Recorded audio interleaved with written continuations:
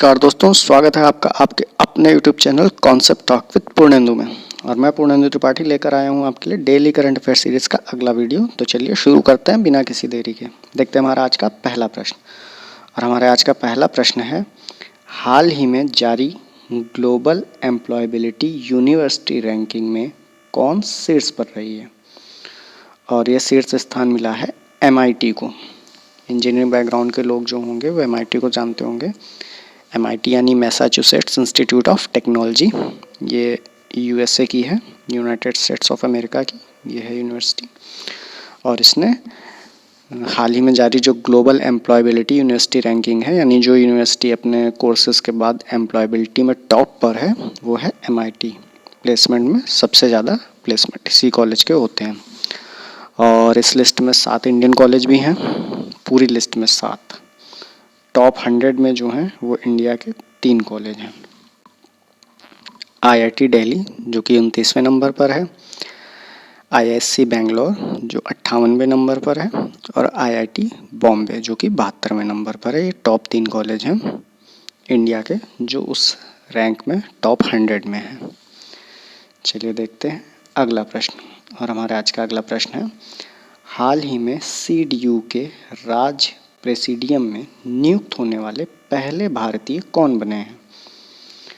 और यह बने हैं गुरदीप रंधावा। यह हैं गुरदीप रंधावा। ये CDU क्या है?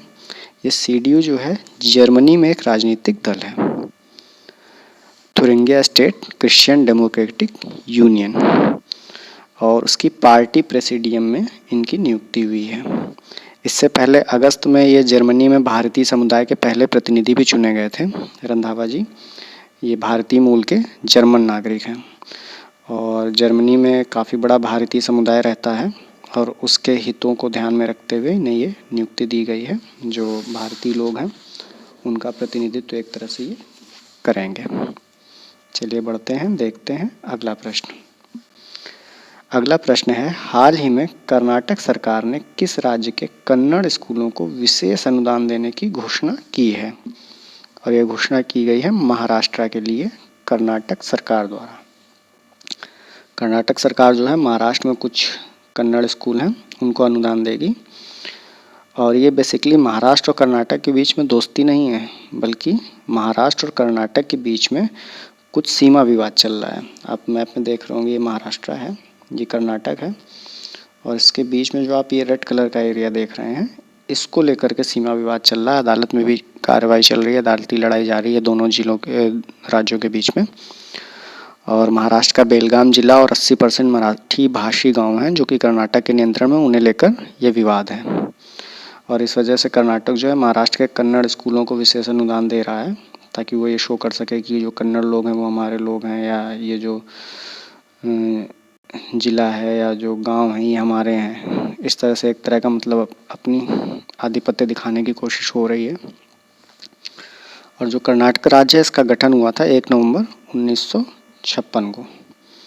यहाँ के गवर्नर हैं थावर चंद गहलोत। कर्नाटक की राजधानी है बेंगलोर।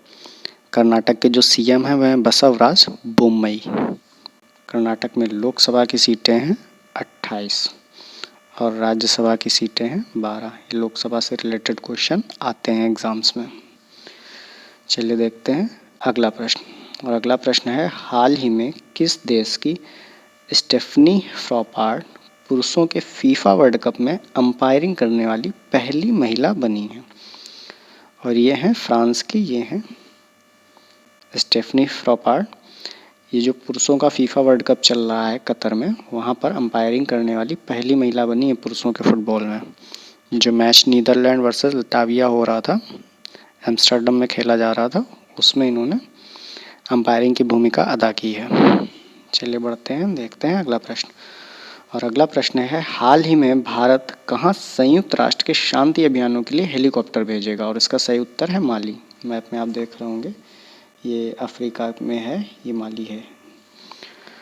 तो ये ऐसी स्थिति में भारत जो UN का शांति अभियान चल रहा है हेलीकॉप्टर भेज रहा है, जबकि वहाँ से जर्मनी और ब्रिटेन ने अपनी सेनाएं वापस बुला ली हैं। माली में कुछ प्रॉब्लम चल रही है और UN का मिशन चल रहा है, और UN के मिशन के लिए जर्मनी और ब्रिटेन ने भी वहाँ से अपनी सेनाएं और जो भी चीज़ें हैं उनको वापस बुला लिया, मगर भारत जो है इन शांति अभियानों के लिए अपने हेलीकॉप्टर भेजने को तैयार है।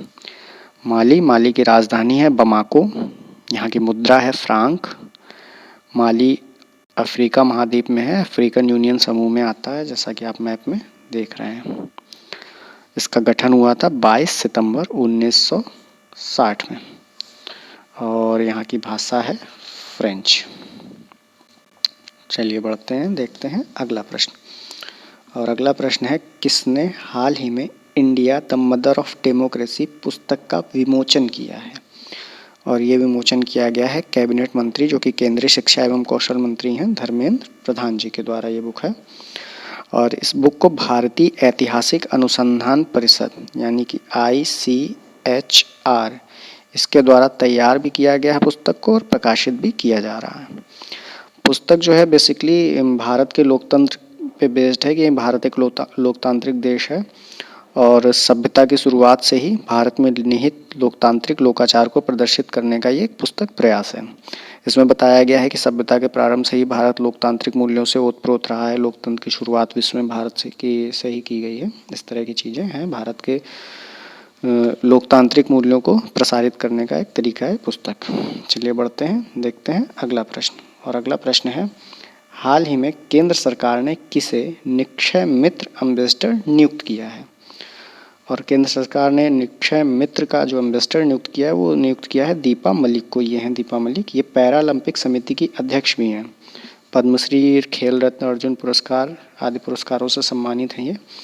और निक्षय मित्र क्या है? ये बेसिकली प्रधानमंत्री टीबी मुक्त भारत अभियान की एक पहल है। प्रधानमंत्री टीबी मुक्त भारत जो अभियान चल रहा है उसके अंतर्गत एक पहल है। भारत ने 2025 तक का लक्ष्य रखा है भारत को टीबी मुक्त बनाने का, और उसमें जो है डॉक्टर दीपा मलिक को जो निक्षय मित्र पहल चल रही है उसके अंतर्गत है, उसका एम्बेसडर नियुक्त किया है। चलिए देखते हैं अगला प्रश्न क्या है। अगला प्रश्न है, हाल ही में किस राज्य में स्वच्छता के मामले में इंदौर की तर्ज पर सफाई व्यवस्था का मसौदा तैयार किया जाएगा? और ये किया जाएगा उत्तर प्रदेश में। यूपी ने जो भारत में स्वच्छता के मामले में शीर्ष शहर रहता है इंदौर, तो वहाँ पर अपना एक पैनल भेजा हुआ है। वो समझने की कोशिश कर रहा है कि इंदौर में किस तरह से स्वच्छता अभियान चलाया जाता है, कैसे ये टॉप रैंकिंग में रहता है, और उससे सीखकर हम उत्तर प्रदेश के कुछ शहरों को टॉप रैंकिंग में लाने का प्रयास करेंगे। और यूपी नगरीय निकाय की एक टीम है जिसने इंदौर के स्वच्छता मॉडल का अवलोकन किया है। और इसमें जो है एशिया का सबसे बड़ा बायो CNG प्लांट, जो भारत का ही नहीं एशिया का सबसे बड़ा बायो CNG प्लांट जो कि ट्रेचिंग ग्राउंड में है इंदौर में, उसका भी अवलोकन किया है। और इस अवलोकन में जो यूपी नगरीय निकाय की टीम है उसके साथ साथ NGT के chairman, NGT national green tribunal, जिसे राष्ट्रीय हरित प्राधिकरण बोलते हैं, उसके चेयरपर्सन आदर्श गोयल हैं। उन्होंने भी इस इंस्पेक्शन में, वो भी साथ थे इस टीम के साथ में। और जो ये प्लांट है बायो CNG प्लांट, इसका भी अवलोकन किया गया और एक प्लानिंग हो रही यूपी में भी इस तरह का एक प्लांट लगाने की। चलिए बढ़ते हैं, देखते हैं अगला प्रश्न क्या है। अगला प्रश्न है, हाल ही में प्रसार भारती किस विषय के साथ एशिया प्रशांत प्रसारण संगठन यानी ABU की 59वीं महासभा 2022 का आयोजन कर रहा है? और ये विषय है जन सेवा संकट काल में मीडिया की भूमिका। प्रसार भारती क्या है? तो प्रसार भारती जो अपना है AIR यानी कि ऑल इंडिया रेडियो और DD यानी दूरदर्शन, इनका जो है सार्वजनिक सेवा प्रसारक है और इनको नियंत्रित करता है। और ABU क्या है? जो है ये एशिया पैसिफिक ब्रॉडकास्टिंग यूनियन है, एशिया प्रशांत प्रसारण संगठन। ये गैर लाभकारी पेशेवर संगठन है। तो ये जो आयोजन हो रहा है इसमें 40 देशों के 50 संगठन के लगभग 300 प्रतिनिधि भाग ले रहे हैं। आज़ादी का अमृत महोत्सव जो चल रहा है उसी के अंतर्गत जुड़ा ये कार्यक्रम है और इसका ये विषय इम्पोर्टेंट है, विषय पूछा जाता है एग्ज़ाम में। चलिए बढ़ते हैं, देखते हैं अगला प्रश्न। और अगला प्रश्न है कि हाल ही में पेरू के राष्ट्रपति पेड्रो कैस्टियानो ने किस नेता को पेरू का नया प्रधानमंत्री नियुक्त किया है? और ये नियुक्ति की गई है बेत्सी चावेज की। दो प्रश्न है यहाँ पर। एक तो पेरू के राष्ट्रपति का नाम है जो कि पेड्रो कैस्टियानो है, और प्रधानमंत्री जो अभी हाल ही में नियुक्त हुए हैं बेत्सी चावेज। ये है पेरू, ब्राज़ील से जुड़ा हुआ है, चिली भी है इसके पास, और पेरू की राजधानी है लीमा। इसी के साथ हमारा आज का सेशन समाप्त होता है। धन्यवाद।